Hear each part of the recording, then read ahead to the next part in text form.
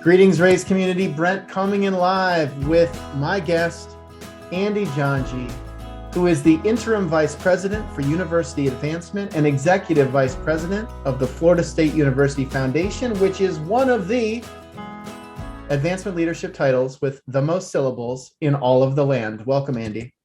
Thank you very much, Brent. Good to be here with you. Well, we have known each other for quite a while now and have, I think, built a real friendship on this journey of ours entrepreneurially and yours professionally. And that being said, I know for sure we're going to get to know each other a little bit better today, because I have never asked you this question, which is, who was the Andy Jhanji in his junior year of high school? What was that guy into? And what led to your college decision? Yeah, so interesting question. I was into two sports, played two varsity sports, basketball and tennis, but tennis was the one that my parents were pushing me into. Went on to junior year, left Maryland, was in Columbia, Maryland, and moved to Florida for my senior year, and ended up playing college tennis from there. Was it part of the interest in tennis that sparked the move to Florida? I mean, that's a tough time to move. It was a real tough time. No, it was a father's job change, and with our culture, the dad makes the decision, we're moving senior year, you're coming with us, or you can find a place to live here in Maryland. So, of course, I went with my parents. And when you think about tennis, what was your all-time favorite tennis memory? So my all-time favorite tennis memory was playing Patrick McEnroe. Some of you might know his brother, John McEnroe. And I say this candidly, I thought I had that match won and felt like I got a raw deal. I'll leave it at that on a call, but barely lost that match. It was in a nationals tournament. But that's my claim to fame, playing someone who ended up playing in the tour and did very well. And I think you could take him today. Zero doubt in my mind. For whatever. Probably not. Sounds like you've never thought twice about that experience. No, I live it every day. What should I have done for that one point, that set point that I had? We all have those moments where it is, the ball could have bounced the other way. But would the story be a lot better if I said I beat Patrick McEnroe? No, it would be different. It would be a little bit better, to be honest. Yeah. But so tell me about the collegiate tennis experience. Where was that? What was that like? And what else was going on during college? Yeah, so Western Carolina University was where I played tennis. I actually went there because three of my friends who I met playing tennis in Florida, that was all scholarship offers to different places. But Western was the one place that they offered all three of us a scholarship offer, and we wanted to be together. And so we had three freshmen that came into the team. It was a great experience. We were close friends. College was great. Moving from Florida to Western North Carolina in the mountains was amazing. I mean, Florida's beautiful in its own way, but having been in mostly flat lands, going to the mountains was incredible. And how do we pronounce the town that Western Carolina is located in? Cullowhee, North Carolina. Cullowhee. I can say honestly, until this moment, I have never said the word nor read the word Cullowhee. So tell me about Cullowhee. What should we know when we go visit? Metropolis, dry town.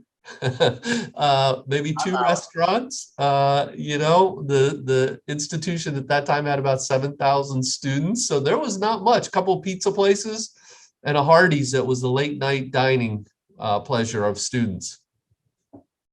In Cullowhee. All right. Well, if anybody had been on the fence, hopefully they're now sold. What else am I seeing? Population of 6,000 people, and that there are 14 universities in the North Carolina system, and Western Carolina is the fifth oldest.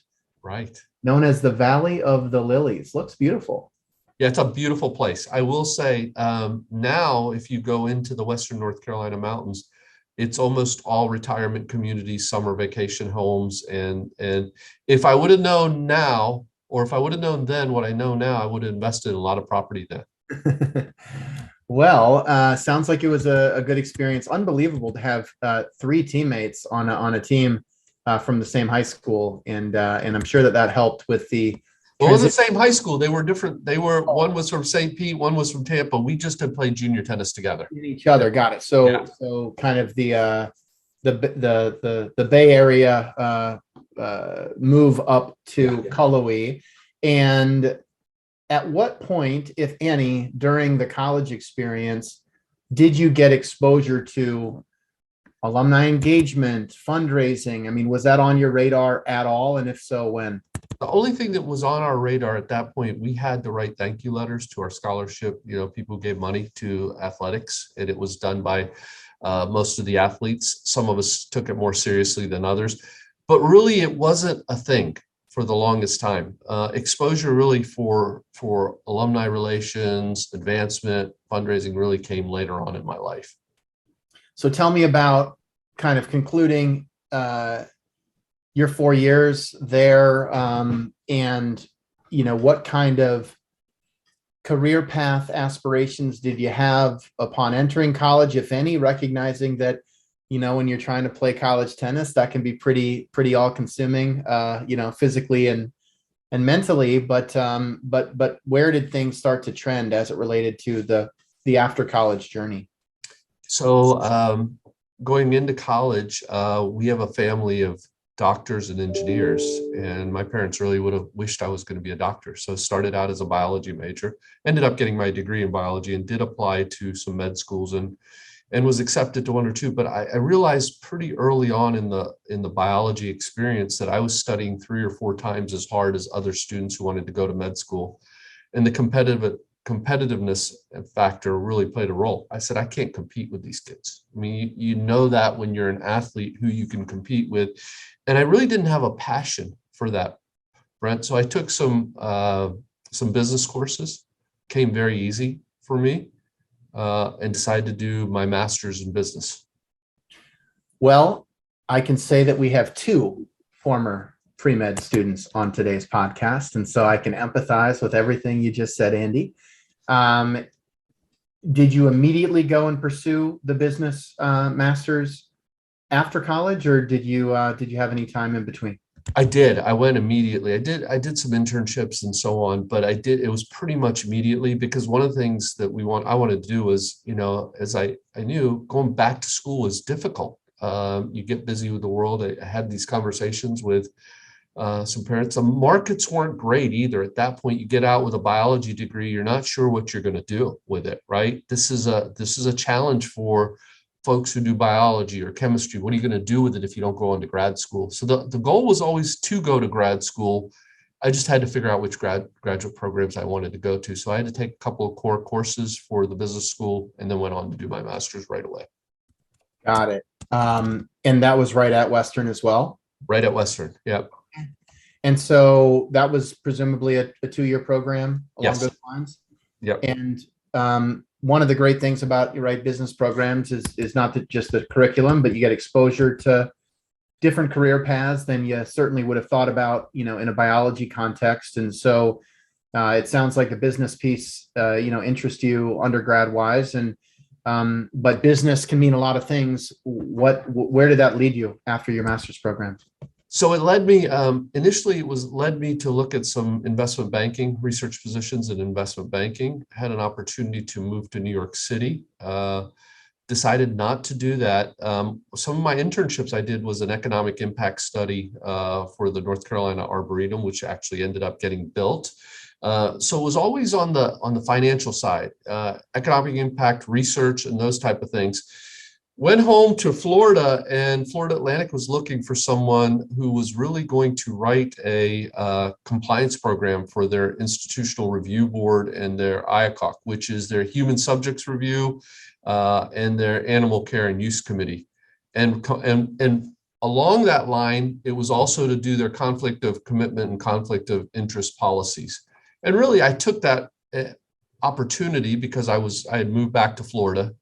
Liked living in Florida, and really learned a lot about university life. Didn't think I was going to do it forever, but those writing skills and those economic impact skills played a good role in researching those type of projects. And was it in that role where you got some exposure to fundraising or not yet? Not much, but I dealt with the foundation there at Florida Atlantic University, but not until my next move, which was at the University of Colorado, that I started getting experience on the fundraising side. And that's a huge move. I mean, first of all, after a 6-year run in Cullowhee, going back to Florida, I'm sure, right? You're a different guy at that age than, leaving, and you were only in Florida for a year before, going to college. But Colorado's a whole new world. So what was the catalyst for that move? It was a recruitment. So when I did this program, you join, you go to different conferences, meetings. University of Colorado said, we need a director of research. You've done a lot of things that we'd like, and you're up and coming. I met the provost, who was the provost at the University of Colorado, Denver. And she basically said, we have a position and we're building our research platform, and we'd love for you to look at some of the opportunities we have there, which was then the recruitment. Yeah. And so what is a director of research? So it's contracts and grants. So it's someone who helps on the budgetary side. You don't write proposals. The faculty write the proposals, but you have to put the budgets together. You have to make sure compliance is met for the research enterprise. So it's really running the research enterprise, not writing the proposals, but the financials and the compliance pieces. And again, the compliance led me into the research. Got it. And when you're in a role like that, Andy, who are you working most closely with? Who are your counterparts at the university that you really cross paths with? So the folks in the provost's office. And also, who's your boss when you're the director of research? So it was a vice president for research, but I worked very closely with the provost. And again, the provost was the person who I originally met. And so my counterparts were directors of other divisions. You're kind of at a standalone, but you are working with faculty, senior faculty, deans, really working with leadership to make sure that their proposals are getting funded and opportunities are getting funded. Things are getting submitted on time. So you're really working with a variety of people, anyone who's connected to the research enterprise. And when along that journey did you start thinking about the fundraising? So 2 years later, the provost was promoted to chancellor or interim chancellor. And she asked, she said, I need someone to help me. I've seen what you can do. I'd like you to take the role on as special assistant to the chancellor. And some of the things we're going to do is start building an advancement program. And I'd like you to come over and do that. Your skill set matches those type of opportunities. Who was that? Who was that provost and chancellor? Georgia Lesh-Laurie. So she was a biologist, funny enough, you ask, Brent. And I mean, that's a pretty big leap to sort of move right into a role like that without, let's say, coming up the ranks through the business of advancement. I mean, I could see there being some real benefits to fresh perspective, but also there's a lot to learn. You're absolutely right. And I got to say, my mentors have been really good to me and given me opportunity to produce. Well, we are recording this in the end of January, and that is mentorship month. So this is the time. Who are some of those mentors, Andy? So it's a lot of them are my chancellors. So Georgia Lesh-Laurie, Dr. Jim Shore, who was the chancellor of the Health Sciences Center at the time. Dr. M. Roy Wilson, who is now president of Wayne State. He's a world-renowned surgeon, a glaucoma surgeon. Are three to name a few. I've worked for some really tremendous leaders, but they really helped me mature as a young man into learning about how you lead an organization. I tried to take a little bit of all of their skill sets and integrate those into the things that I wanted to become. And when you think about that kind of indoctrination into the world of advancement, special assistant role, sounds like you were sort of building from maybe not scratch, but almost scratch at that time. What are some of the memories that stand out where you started to feel like, hey, I didn't know much about this space, but I kind of love it? Some of the best ones were looking at what the opportunities exist. How do you actually, in a special assistant to the chancellor role, at least the role that I had and what they defined was dealing with external and internal constituents. It's part of relationship building. And what relationship building leads to is a role in an advancement or fundraising or friend raising, the whole gamut. You're the front door to the chancellor. So, you're out representing the chancellor or the institution at community events. You're out basically helping whoever the chancellor or the leader is to make sure that you're putting the best foot forward for the institution. This business is a relationship business. And all of a sudden you start opening your eyes and saying, this is what leads to gifts. And that's where some of the gift conversations started, which enabled me then to really manage some of the relationships and work with our other advancement professionals. Are there any early gifts you were a part of where you felt like you were kind of there to see the difference between, cold start, relationship formed, relationship nurtured, and that being the difference between philanthropy and none? Yeah, absolutely. So there was a lot. In the very beginning, we were trying to build a new building for our College of Architecture and Planning. And we really ended up getting a gift that would renovate a building that they would be in, because basically the delta was quite a bit higher than we had in our project, and we needed to get this done pretty quickly. And it was between really having the College of Architecture stay on the Denver campus or move up to the Boulder campus. So we needed the facility. And we were able to cultivate a gift that really let us renovate. And because we were in downtown Denver, that's where the professional architects wanted us to be. But there was a lot of politics about where the architecture school was. It was a shared architecture school. But that gift led to the fruition of that campus having the architecture school. That's amazing. Must feel good when you're traveling through Denver. It does. It really does. You spent almost, my understanding is 19 years in that system. Yes. And I just have to ask, given that you were young, early in your career, 19 years is rare in any organization. And I think especially in the midst of the Great Reset or the Great Resignation or whatever it is we're in the midst of, I just have to ask you, what was it that allowed you to spend almost 2 decades of your career really on behalf of one mission? And how might that inform, how we all think about, having, right? If people stay for 3 years right now, that feels like a really long time, much less 19. So what was it that really made that work for you? I'll have to say, Brent, mentorship, being able to raise my hand and given opportunities to grow. I think one of the things that I mentor folks that work here or other folks around the country that I talk to, I say, look, if you want to make an impact and truly make an impact, you can't bounce around every 2 or 3 years. Because I go back to what I said earlier, this is a relationship business. If you're jumping around every 2 or 3 years, it's hard to have the deep-rooted relationships. Us as leaders, what we have to do is make sure that we impart our knowledge and say, give people opportunities to grow. Because a lot of times people leave not because truly money is kind of a motivator, but the other motivator is they want to grow. They want to have opportunities to do new things. And if you look at my background in those 19 years, I was always given things that were above and beyond. Hey, this isn't working. Would you like to try to take care of it? And there wasn't a time where I said, no, I wouldn't. I was able to help raise some transformational gifts. I was able to lead the consolidation of 2 campuses. I was able to grow in a place where it gave me a lot of experiences, broad-based experiences that could help shape me as a leader.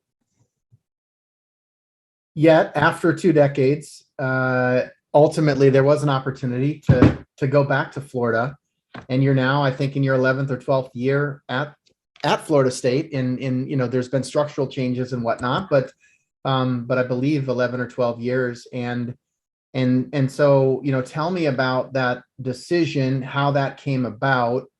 And, as you reflect on, you joined, I don't know, in the depths of the kind of post housing bubble sort of, challenges that I'm sure were not lost on anybody in Florida at that time. have gone through I think, growth years, following that up to the pandemic and having to navigate that in addition to, changing structures within the university. So, I mean, it's been quite a journey, and I'm just curious to know what led to the opportunity and then what stands out during the last decade.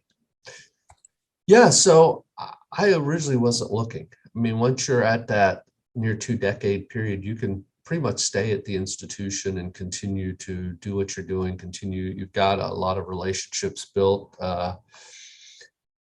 What really led to the opportunities, Florida State came a couple of times knocking at my door saying, look, this is a really good opportunity. You can go back to Florida. You can lead $1 billion campaign. The piece that I didn't have in Colorado was the athletic fundraising, because that was on our Boulder campus. I had the medical school background and the health sciences center and building a new campus. I had a downtown urban campus that was a general campus.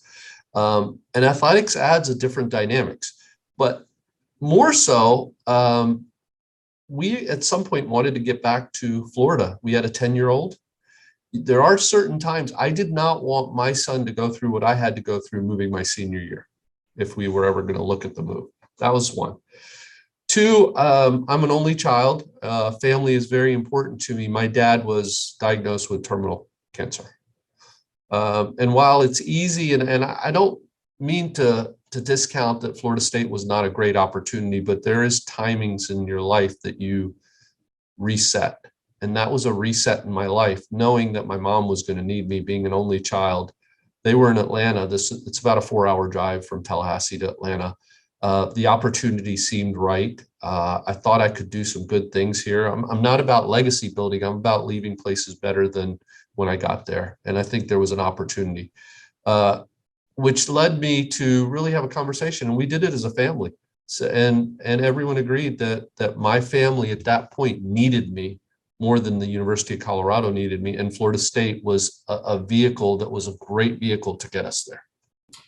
I think that's a really important reminder. We talk a lot about the professional path and the professional growth and opportunities, but there's always the personal backdrop. And I think certainly in the last, year or two, there's been a lot more introspection and reflection around what do I want in life and sort of what is the intersection of work and life and family. And it sounds like that was a huge driver for you. And I'm glad that you've been able to, have that opportunity to be nearer your family and near your father during that time. And also, to really have some incredible opportunities leading philanthropy. And I've got to ask you on that note, I know you had an opportunity, and one of your highlights has been working on the naming gift for the College of Entrepreneurship with, I believe, Jim Moran and family. And I read a little bit about Jim Moran, but I think this is just one of those moments when, really getting the human story behind the donors and then how that can all translate into $100 million, multi-generational transformation. I just got to hear more about how that came to be. Yeah, it was well before I got here that the relationship started with our business school to really what we call the Jim Moran Institute. And I just have to, I read a little bit about him.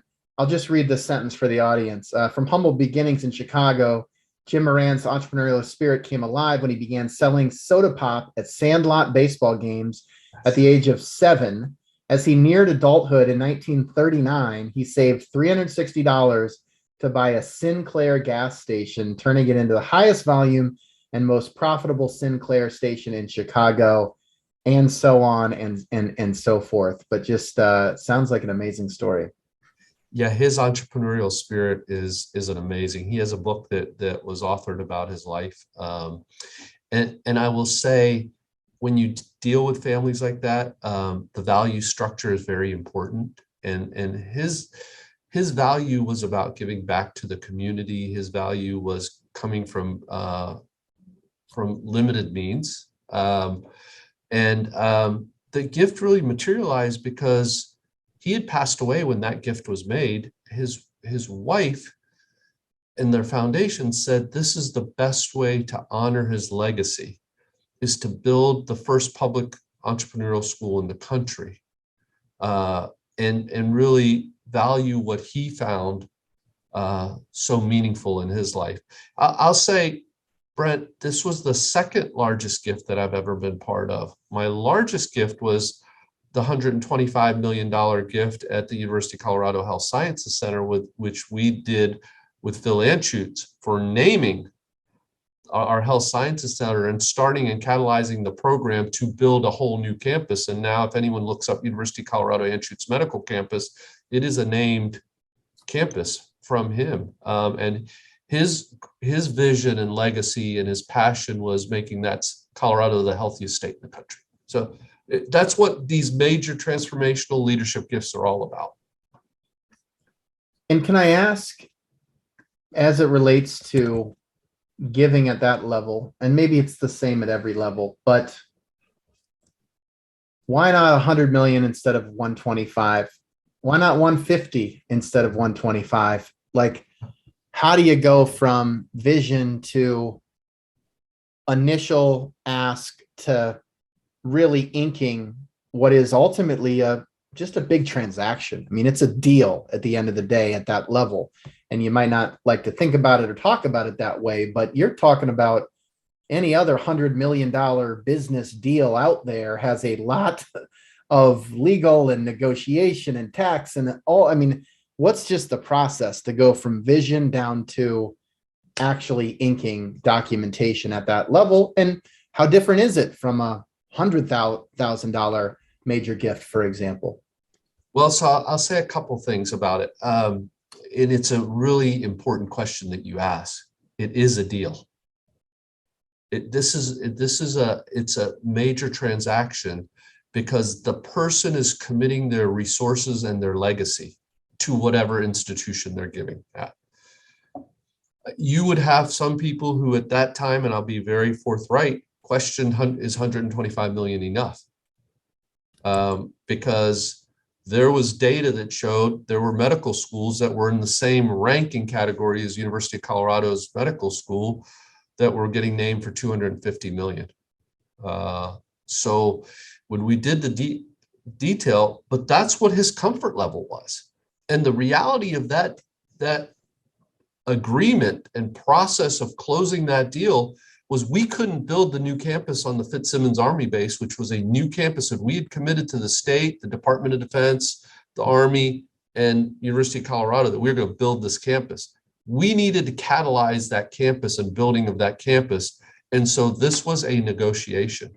From a donor's perspective, that $100,000 gift, if that's all they can afford, is just as meaningful as the $125 million gift that if that's all that the other donor can afford. They are leaving what they believe is their hard work and legacy in your hands. And you have to treat each of them at least in the same way, just understand that the dollars are different. You don't need to go into the specific details if it's not appropriate, but I am curious when you just, you almost just highlighted like the idea of comps, right? People talk about comps in real estate all the time, right? How much did the house down the street sell for? Are there a set of comps out there around what a medical school goes for when you're talking to your peers in the advancement sector? I mean, is that just a kind of call up friends and sort of whisper, because some of that stuff is probably confidential or, you know, not publicly disclosed at time, or is there a set of material that would say, hey, a business school's going for this and at this ranking level, and here's what a, you know, bench on the green goes for, and everything? Like, how do we decide price points linked to naming and some of those sorts of things? Yeah, another great question. So when you talk about major namings of colleges, the naming gifts are all out there. And what I would usually do, or what I do as part of the process, is say, hey, Dean X, Y, and Z, what are some of your peers named at? Your named peers, what did they get? What year? How was that transaction? Tell me a little bit more, get a little more. And the deans provide that information. They know. They're out there. Hey, University of X got this, University of Y got this. This is how the deal was constructed. This is what was part of the gift agreement. That network is very tight, right? Because otherwise you've got different colleges with different missions. We'd be guessing who the peers were a lot of times at the advancement level. I could say, hey, Georgia's a peer to Carolina for this college, and they might not be peers at all. They might be very different educational viewpoints. So the deans really help that.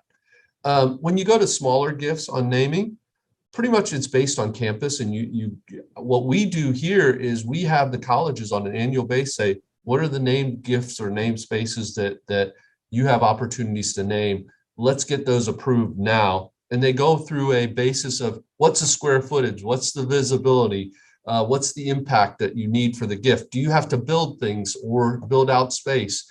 And that's how you come up with these numbers. It's formulaic in some ways, but for the larger gifts, it's all about knowing what other institutions that are peers for those colleges have been named at. And you come up with a number that people will feel comfortable with. And then let's say, whether you've experienced this or you have peers maybe that have shared this, let's say that we decide, hey, XYZ naming opportunity, we think is roughly around a $50 million value based on what we've heard from peers, et cetera, et cetera.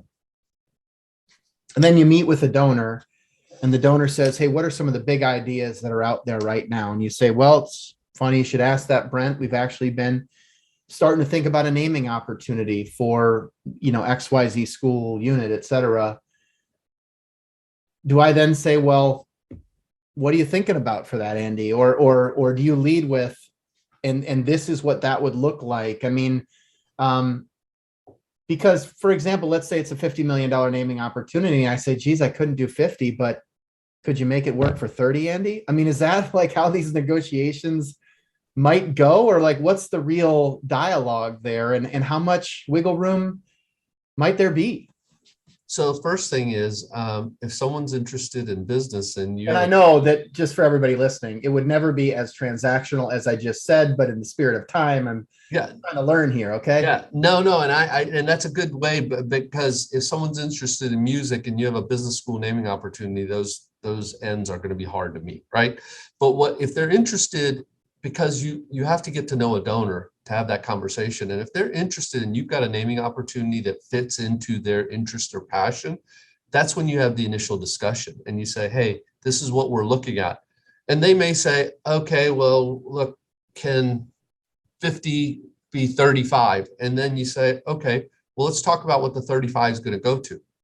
Let's see what the impact's going to be. Let's look at the structure of the gift, and let's take a look at how we get to the 50, right? If 50 is really the goal, because that is really what you need, what time horizon, right? How much can you offer up front? And that's where the conversations really get interesting, because you can get a gift that is a much larger gift, but over a much longer time horizon that's going to take much more time to come to fruition to deliver the things you want, or a smaller gift with a lot more cash up front that you can use that cash right away. So I think it's a balancing act.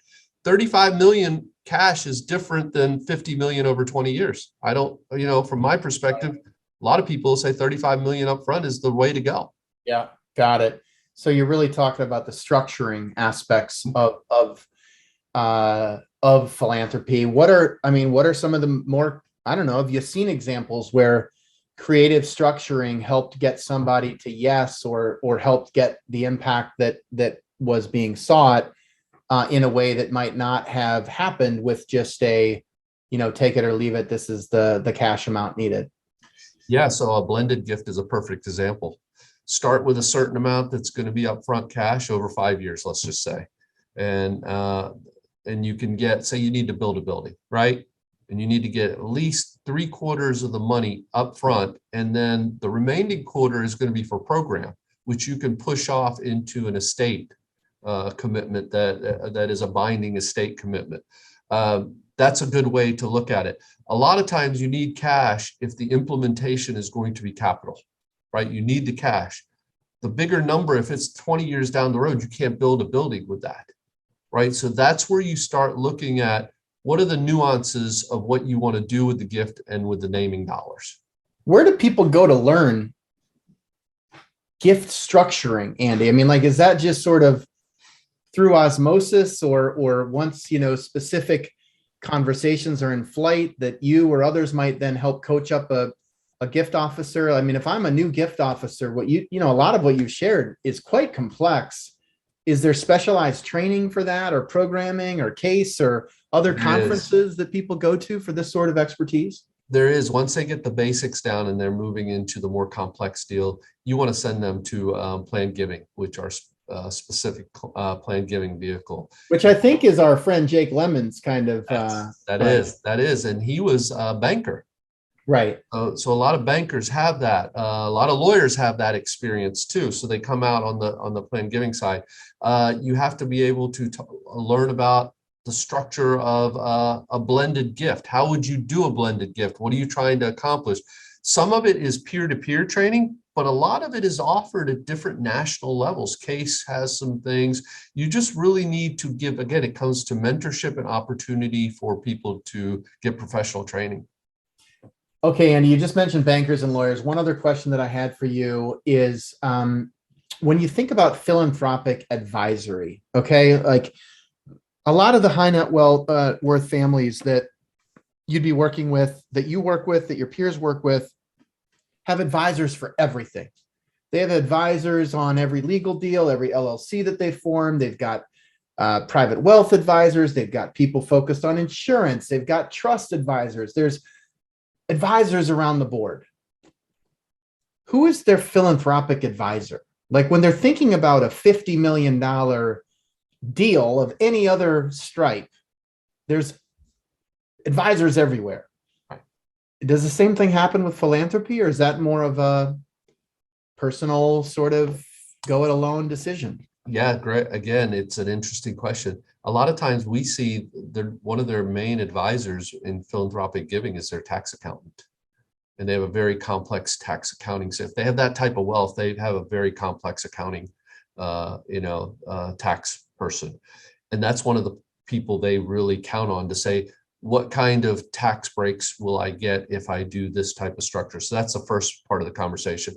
Then the second part of the conversation they bring in is their legal counsel to really talk about, okay, let's make sure you're getting the legacy you want and making sure the I's are dotted, the T's are crossed, and what you're trying to do as impact from a donor perspective is what the gift agreement says. So I think there's a multi-tier. One, hey, I really love this institution. So that's the first conversation with the development officer.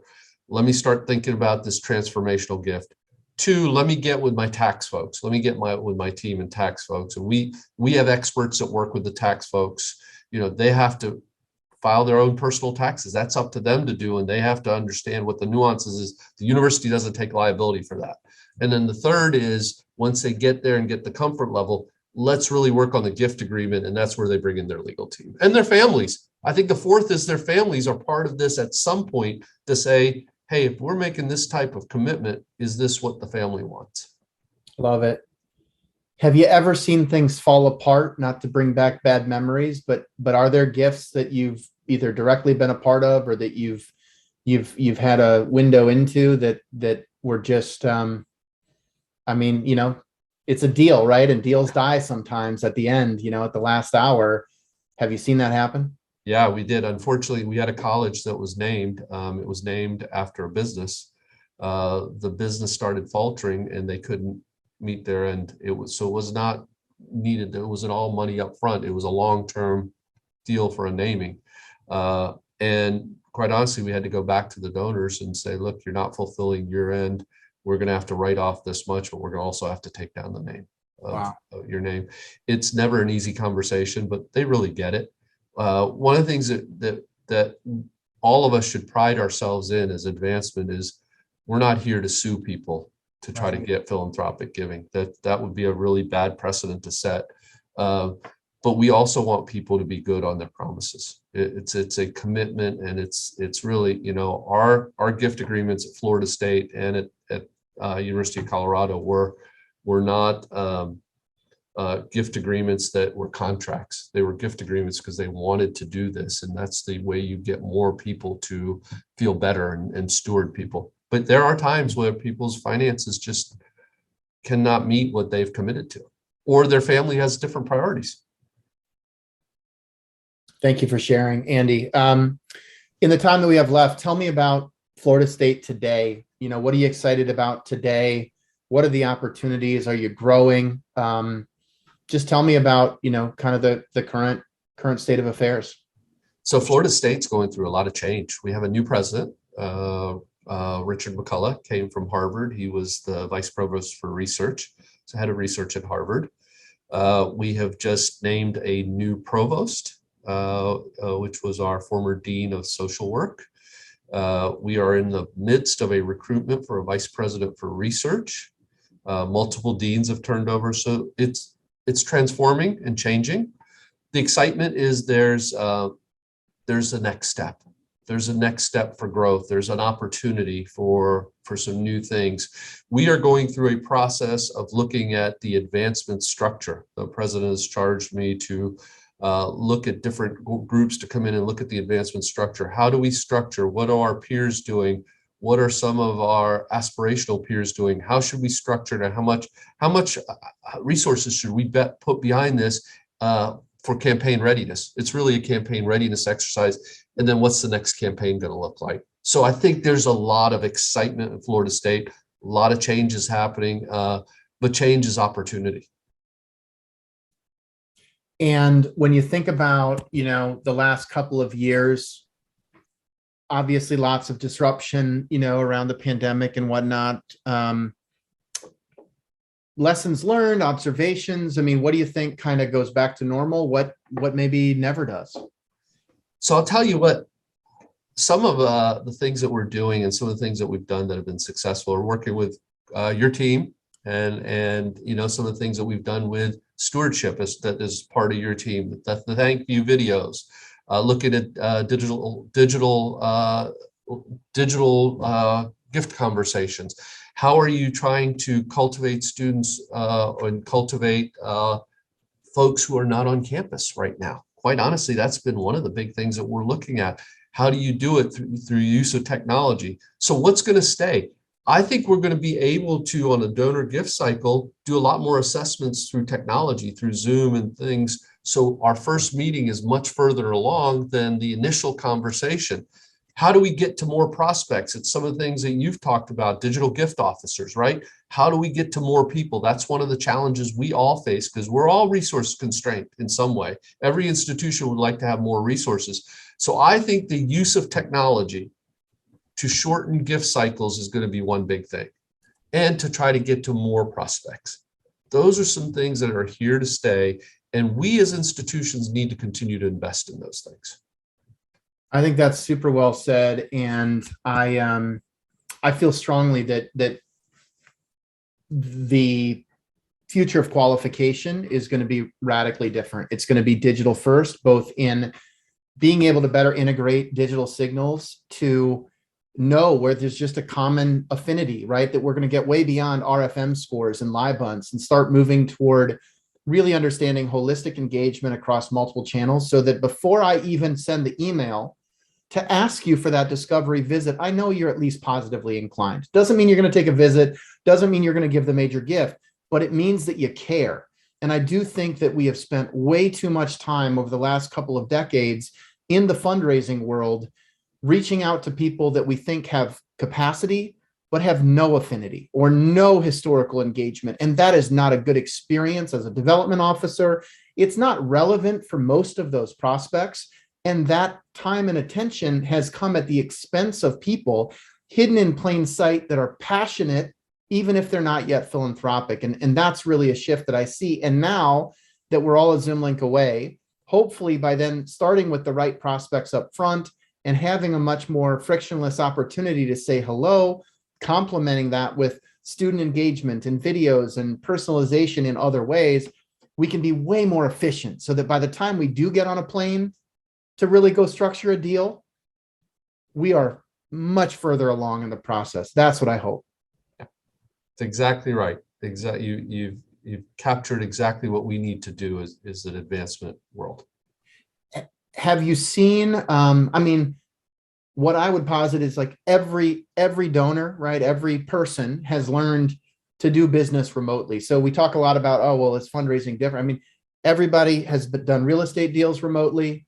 People have done investment deals remotely. They've just, why would philanthropy be any different? And I do not see a lot of those things, even buying cars remotely. I mean, a lot of that stuff, nobody's going to be like, well, now that the pandemic's over and our masks are off, let's go back to, closing mortgages, sitting next to the person signing 100 documents instead of using DocuSign. Like, why would we ever go back to that? And I don't think philanthropy will be much different, if at all. Totally agree with you. I totally agree with you. What are some of the, like, I know President McCullough, for example, I mean, he was at Harvard. I think we were there at the same time, and he stood up the data science initiative there. And so, those are obviously hot, topics and themes across the sector. I mean, has that level of vision been laid out, or not quite yet? Not quite yet. We're going to go through a strategic planning process as part of this vision, but there are some things that are coming to the forefront. One, data science, big data is something that Florida State's good at, and they're trying to partner and figure out how we move forward. Looking at academic health as a bigger, broader band. Other institutions have done this, but how do we consolidate some of the things that we do in academic health to take our institution to the next level? And really on the corporate side, how can our engineering faculty work more with corporations and get more introduced with making a difference in community impact? So really what we're looking at is there are going to be some things that kind of rise to the top. We're always looking at student-centered things. How do we make sure that the underserved populations are being served? We're a public institution, right? How do we get the best and the brightest? So students are always going to be a focus for Florida State, but there are going to be some other things that are programmatic and entrepreneurship because of the gift. We want to be a leader in that. Love it.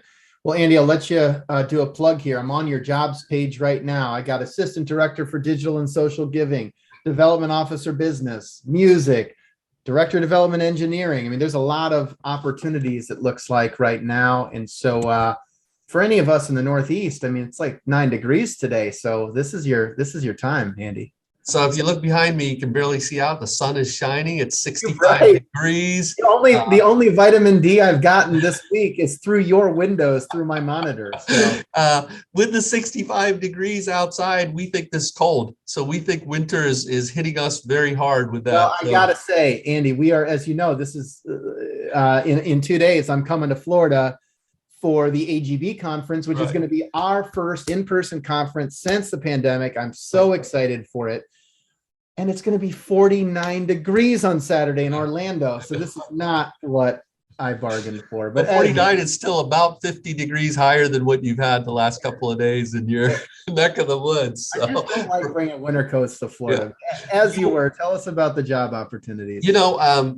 What I'd like to say is there's a great culture here. We are looking to build. The president has made it one of his priorities that we need to look at advancement and resource advancement appropriately. We're going to grow. We're going to gear up for our next campaign. You can be part of something really exciting. Florida State's a great place to be. And if you're interested, please get in touch with us because we'd love to have you come take a visit. Yeah. And just in the spirit of staying in touch, Andy, if people want to reach out, I know you're on LinkedIn. Are there other ways to touch base? Yes, absolutely. Reach out to me on my email at the foundation, which is ajhanji at foundation.fsu.edu. Or go to our website and look at our jobs page that you're on, Brent, to take a look at what opportunities exist. We do have quite a few opportunities. We are in a growth mode. We are looking to continue to expand the services we offer the institution. And there's a commitment to resource advancement. That's what you want out of a university. So that is what we get to offer you. Love it. Well, Andy's got over a decades worth of perspective there at Florida State, and is a great leader, has become a great friend in the space. And I would just encourage you all to get in touch with Andy, even if it's informal at this point. As you've heard today, there's a lot of perspective and wisdom to be shared. And so Andy, with that, I'll see you on Sunday. How's that sound? See you Sunday, Brent. Thank you for having me. I never thought we'd say that again, but I will see you on Sunday. Safe travels. I hear you're getting a storm coming up too. Exactly. I'm dodging 8 inches of snow, but I'm going to get down there one way or another. Thanks, Andy. Have a great rest of the day. Thanks, Brent. Take care. Take care.